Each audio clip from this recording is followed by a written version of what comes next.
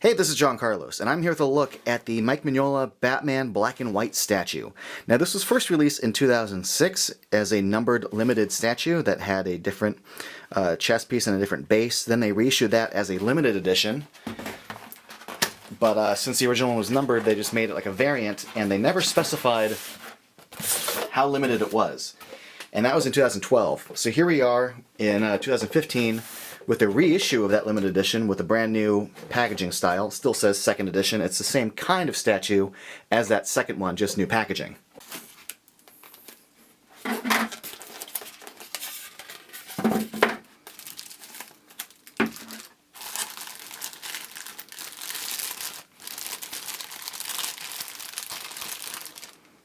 The bottom of this statue's base is numbered, so I guess now I know how limited of a run it is. And just plug in the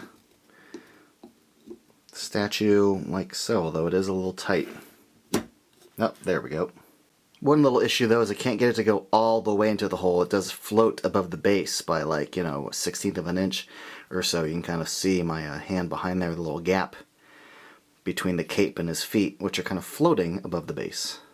I'm a massive Mike Mignola fan. He's one of my favorite writer artists out there, and I love Batman, so this statue is awesome. When it first came out in 2006, I said, I gotta get that. But then I was an idiot and took my time and didn't get it, and it sold out. And prices went crazy on eBay. Then they issued a new one out in 2012, and I'm like, oh, thank God, he put it out again. I should get that. But I figured, well, you know, it's not limited and numbered like the previous one, so I'm in no rush, and I was an idiot, and it sold out again.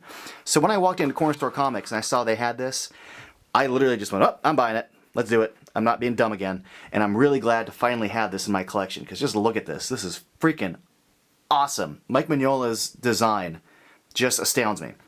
Now the sculpting on this is great too. Translating his artwork just turned out great. But just the presence it brings, just standing there. And just like the use of gray paint against the black on like his cowl and stuff, which was an addition. I don't have the original 2006 statue, obviously, but I have seen it, and I do know that there are a few little differences. One difference was the original one had the black bat going across his chest. With the second edition, they made the newer rounded logo. Also, they added gray paint to his black cowl. So those are the two little subtle differences. Oh, and the base. The original base had a black border. This new one has a white border. Also worth noting here is his little batarang kind of chilling and hanging down to the side. Now let's go in for a closer look, and you can goob out with me. You can just see that tight little batarang right there. It's kind of connected by a wire. The basic kind of cartoony shape of his feet. But as we get up to his legs, you can see just those Mignola type lines and how well they're complemented by the gray paint, the white paint, and also the little black detail paint. But also just, you know, the little shading from one edge to the other there, from gray to white. Well, technically it's not white, it's like another form of gray, but we do get white on the belt with these little kind of like jaws teeth, which are, you know, supposed to be reminiscent of lighting and shadow. But man, when you get to the chest, that chest is just fantastic. The sculpt on its own would be great, but the gray paint on the top that kind of denotes the lighting, that paint, that Mignola style inking, if you will, really does make this chest pop. Now the Batman chest design is really cool looking too. And then you get to that cowl, this awesome, magnificent looking head, which just is so imposing, and it's such a great Batman sculpt. Forget Mignola, it's a good Batman head. But the gray and the white, and the mouth, and the eyes, and the cowl, and the ears, I just freaking love it. Even that gray kind of highlighting right there at the neck looks awesome. You get to his arms as well, and there's some good definition in the arms. The way his gloves look. I like the little muscular grooves in the gloves there. His fists look good and strong at the wrist and the hands. Really, really well sculpted stuff. I like that he's kind of grabbing the cape there.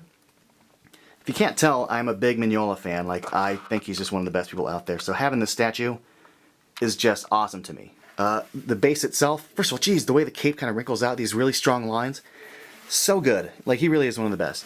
One little grievance, really, really tiny, is that the black edge of this base gets a little smeared right there.